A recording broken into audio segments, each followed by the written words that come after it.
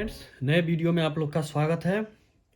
तो ये है लेंस सूत्र की आपकी पहली वीडियो उत्तल लेंस की। तो इसमें हमें सिद्ध करना होता है कि 1/f बराबर 1/v माइनस 1/u, जहाँ वस्तु दूरी बराबर u होती है, प्रतिबिंब दूरी बराबर v, फोकस दूरी बराबर f। ये सब पिछली कक्षा में मैं बता चुका हूँ। अब चलते डायरेक्ट इसके चित्र की तरफ चलते हैं। इसकी जो भाषा है उसको हम लोग पहले समझते हैं, उसके बाद आगे चर्चा करते जाएंगे। हाँ, लेंस में जो होती है फोकस दो होती है, क्योंकि ये पारदर्शी है। तो एक दाईं तरफ होगी फोकस और एक बाईं तरफ होगी। तो एक F1 मान लेंगे, दूसरे को क्या मान लेंगे हम लोग, F2 मान लेंगे। और इसमें बीच में क्या होती है, इसका केंद्र होता है। ठीक है। तो सबसे पहले क्या है, एक लेंस कोई लेना है आपको, उत्तल लेंस है, कोई नहीं उत्तल लेंस लेना है। तो उत्तल लेंस हो गई, जिसको हम क्या मान लिए, LM। उत्तल लेंस को क्या मान लिए, LM मान लिए।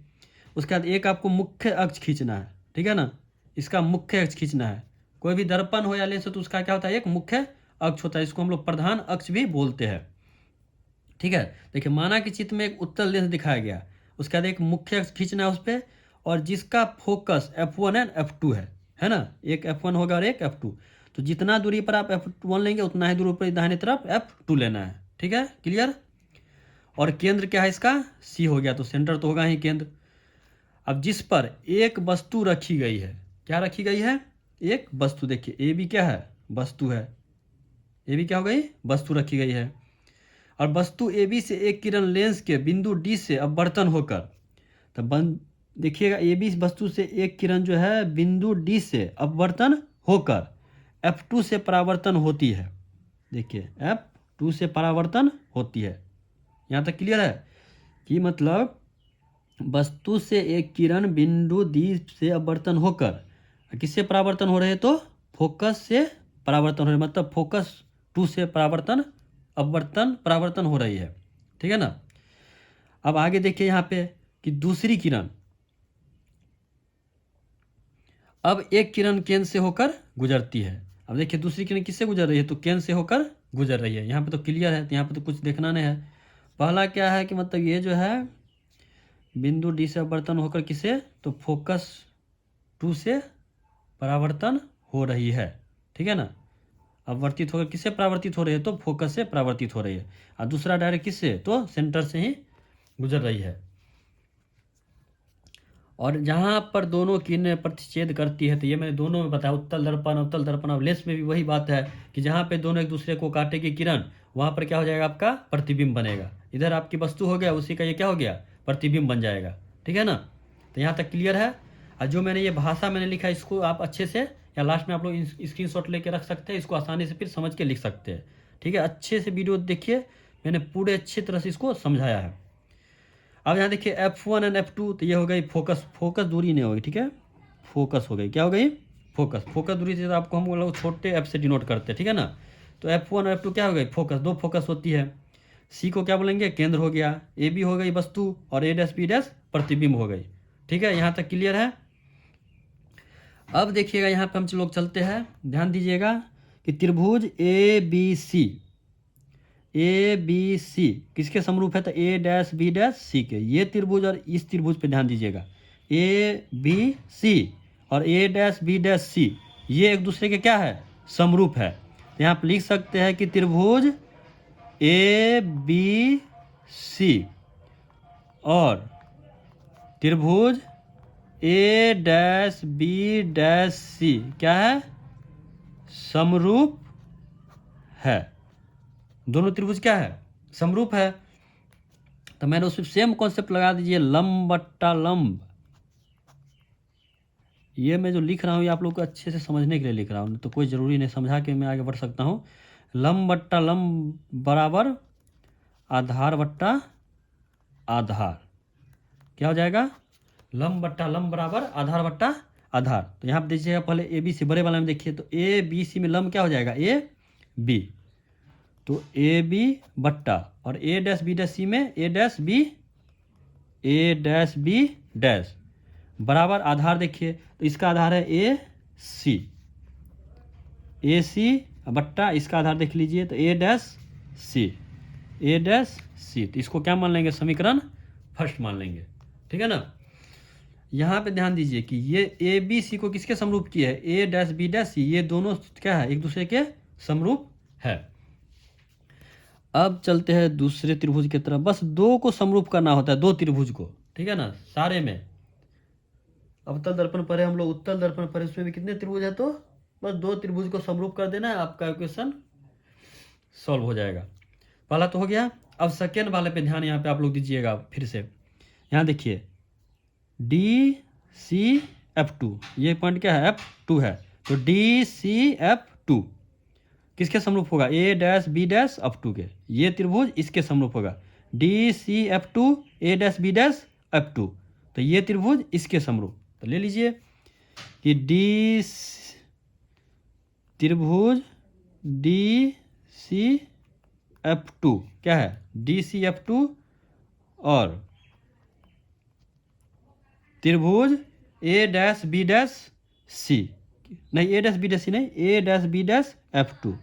A', B', F2 क्या है, तो समरूप है।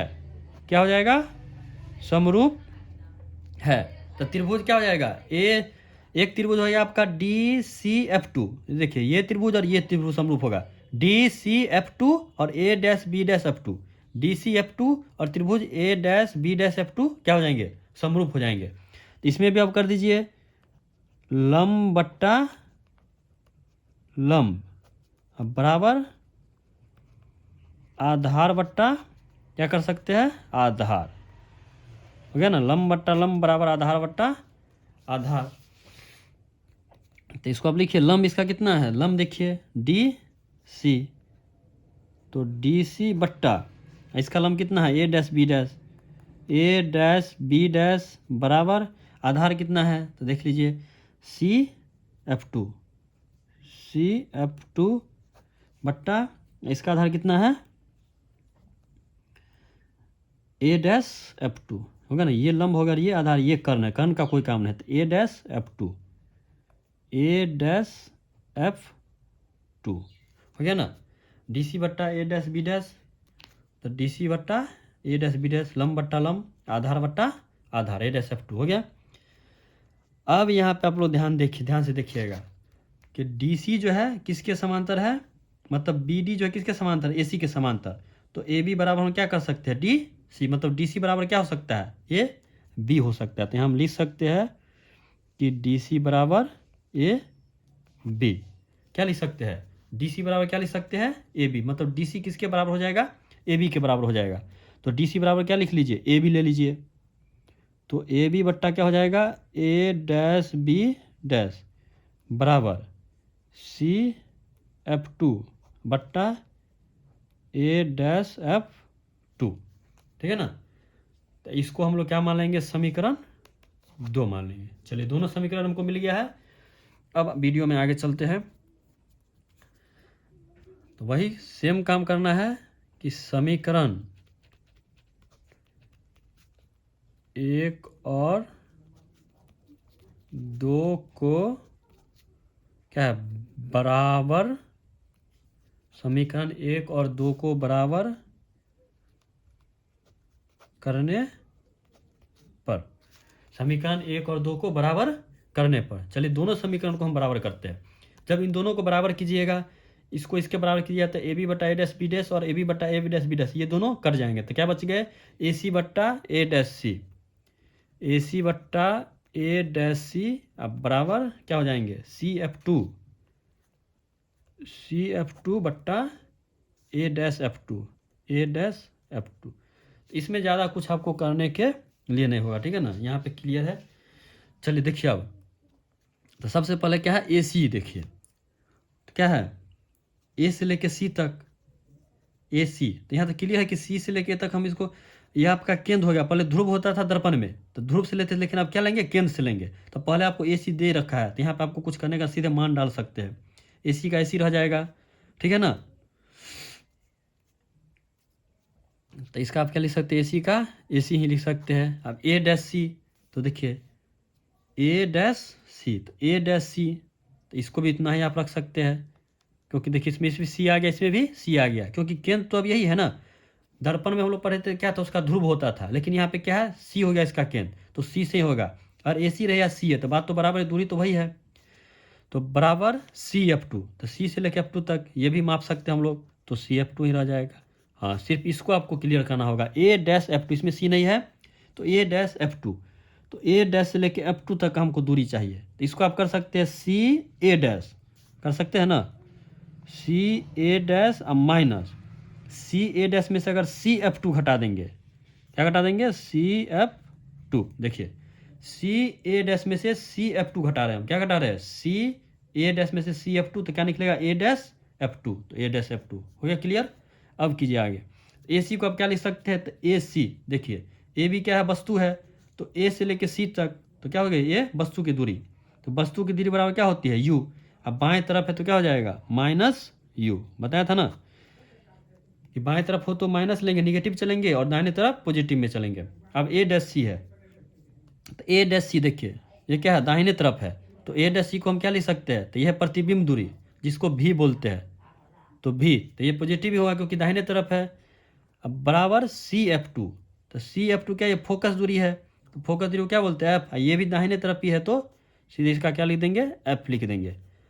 अब CA-, तो CA- क्या है, ये प्रतिबिंब दूरी, इसको क्या बोलते हैं, भी, और दाहिने तरफ ही है तो ये पॉजिटिव में रहेगा, भी, -CF2, तो CF2, तो ये भी क्या है, फोकस दूरी, ये भी दाहिने तरफ तो पॉजिटिव होगा, तो क्या लिखेंगे, F।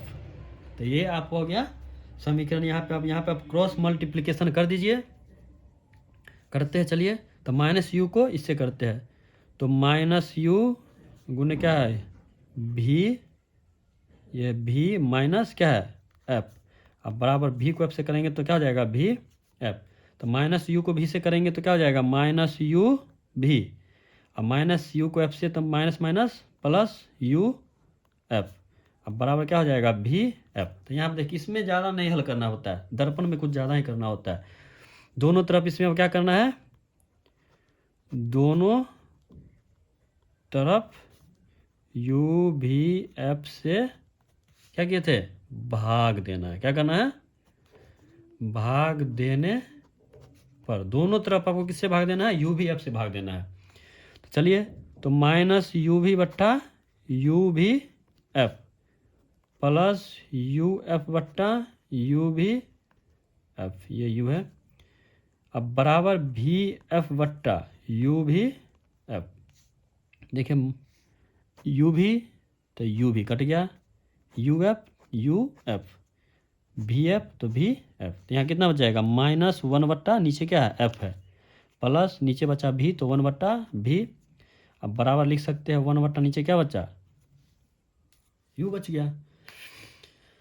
तो इसको आप कर सकते हैं कि F 1 बट्टा F को इधर ले आइए, 1 बट्टा U को इधर कर दीजिए, तो इसको हम लिख सकते हैं 1 बट्टा भी, लिख सकते हैं ना 1 बट्टा भी, अब -1 बट्टा U इधर प्लस में है, इसका साइड चेंज करेंगे तो -1 बट्टा U, अब बराबर इधर 1 बट्टा माइनस में है, इसका साइड चेंज करेंगे, दाहिने तल में जाएंगे तो सीधे क्या हो जाएगा, 1 बट्टा F, क्लियर है, 1 बट्टा भी रह जाएगा, ठीक है। ये 1 बट्टा U इधर प्लस है, दाहिने तरफ प्लस में है, जब दाहिना से साइड चेंज करेंगे, साइड चेंज होने पर क्या होता है, चिन्ह बदलता है, प्लस का माइनस होता है, माइनस का प्लस, तो यहाँ प्लस में तो इधर माइनस हो गया, इधर माइनस इधर गया तो प्लस हो गया, तो इसको आप लिख सकते हैं, इसको बराबर करके कि 1 बट्टा F बराबर 1 बट्टा भी माइनस 1 बट्टा U, तो ये रहा आपका लेंस सूत्र, उत्तल लेंस का सिद्ध हो गया। तो यहाँ पे आप लोग इसका स्क्रीनशॉट लेके रख सकते हैं, जो आपको समझने में आसानी होगा। तो उम्मीद करते हैं आप लोग अच्छी तरह से इस वीडियो को समझ गए होंगे, जिनको समझने में कठिनाई हो तो 1-2 बार इस वीडियो को देखिए, आसानी से क्लियर हो जाए। मैंने बहुत ही आसान भाषा में ये समझाया है, और साथ में जो मैंने जिस भाषा का यूज किया है, इसको आप लोग बस, क्योंकि जब एग्जाम में रहेगा, एग्जाम में तो कोई ना कोई एक लेंस सूत्र दे दे या दर्पण सूत्र, कोई ना कोई एक सिद्ध करने के लिए आपको देगा ही, इसलिए सबको अच्छे से तैयारी कीजिए, ठीक है, अच्छे से मेहनत करना है और पढ़ने पे ध्यान दीजिए, ठीक है। तो जो भाषा मैंने लिखा है ये आपके बहुत काम आएगी। तो मिलते हैं फिर अगली वीडियो में, धन्यवाद।